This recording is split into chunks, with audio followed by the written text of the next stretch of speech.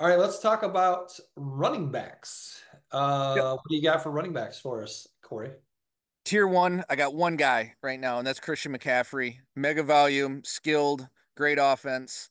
Could his age play a role? Maybe. I don't see it yet. I just think he's an elite performer.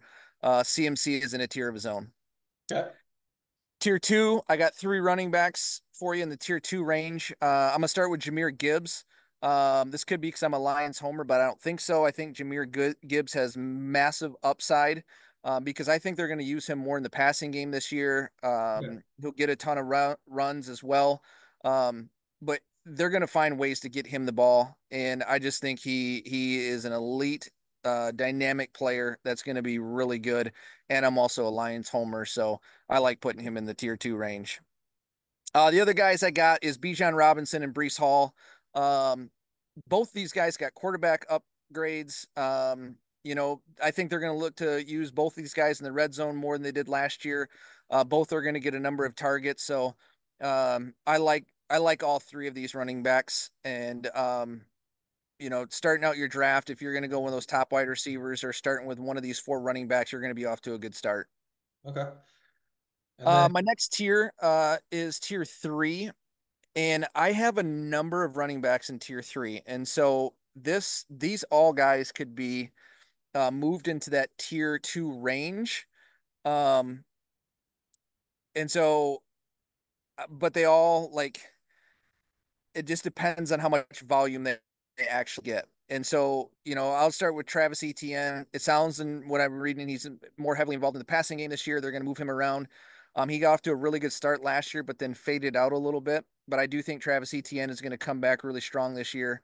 Kyron Williams came on the scene last year. A lot of drafts. He went undrafted, scored over 15 total touchdowns, and he missed a few games. What's going to hurt him, I think, is one of the greatest running backs or the greatest running back in Michigan history is Blake Corum's coming onto the scene. yeah, That could eat into his fantasy value a little bit, which would hurt him. sure. Um, Next I have, and this tier three would be Saquon Barkley. Saquon could get into the tier two range. What hurts him is what Philly does really well, which is the tush push.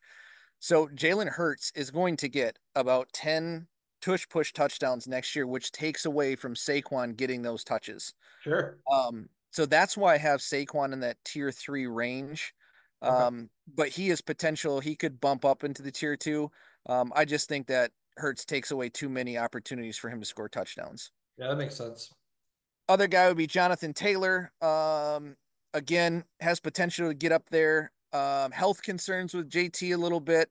That's why I'm not really too excited about putting him into my tier two yet. But he's an overall stud. He has finished it very high up in years past in the running back position, but I have him in my tier three this year.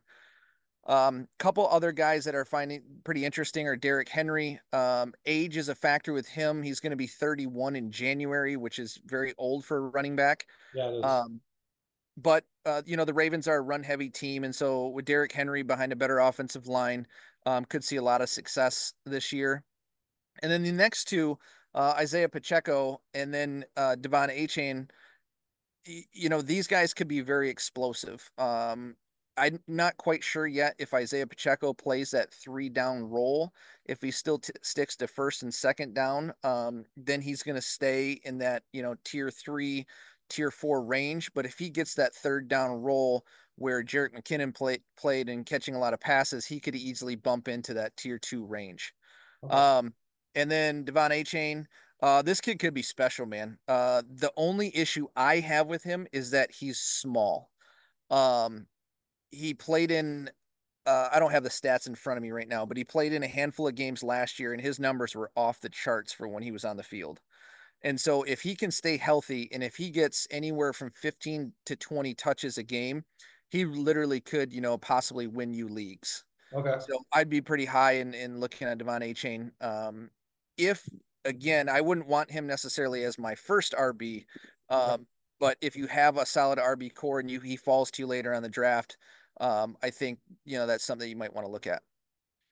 All right. And then how about rookies? Any rookies that could make any kind of impact this year? in the running back position? Um, Brooks from Carolina, if he's healthy, not too sure where he's going to end up going, or when he's going to be able to start playing. Okay. I hear 3, 4 weeks, possibly he might be out, but I don't know if that's going to be further or not. And so, my only thing is like I want to win like right away. I don't want to like draft a guy and then wait on him, depending on what my team looks like. Yep. And so if you're drafting him and he can't play for the first 3, 4 weeks and you start 1-3, chances you making the playoffs are substantially lower than you drafting a guy that might be able to help you in your lineup, um, in the range that he usually goes. Sure. Uh, So what's that? no, go ahead. Yeah, and then the last question with running backs, any sleepers? Uh, yeah, there's a couple up my sleeve, but unfortunately, I cannot give that information to you right now because I Okay. am drafting in 2 nights from now, uh, Okay. and I need to keep that Well, information ahead of time. hold on. 2 nights from now, which it would be Saturday night. Yes. This running back segment isn't coming out until Sunday.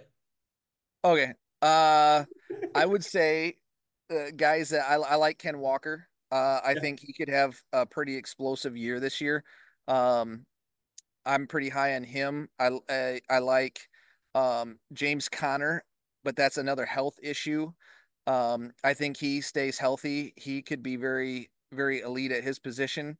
Um, and then, there's those old guys like the Austin Ecklers of the world, Yeah. that, are going to provide value later on that you can get late in your draft that I think could be pretty decent. Yeah. And Austin Eckler, someone like in a league like mine, where um, you know, running backs that get receiving touchdowns or quarterbacks that get rushing touchdowns, there's a premium on that. So someone like Austin Eckler with a scoring system like my league could be pretty key. Yeah, Um, and that's more of like a PPR type league, whether it's a full exactly. PPR, a half PPR, or just standard league. Yeah, that Yep. varies. All right, so that'll wrap up running backs.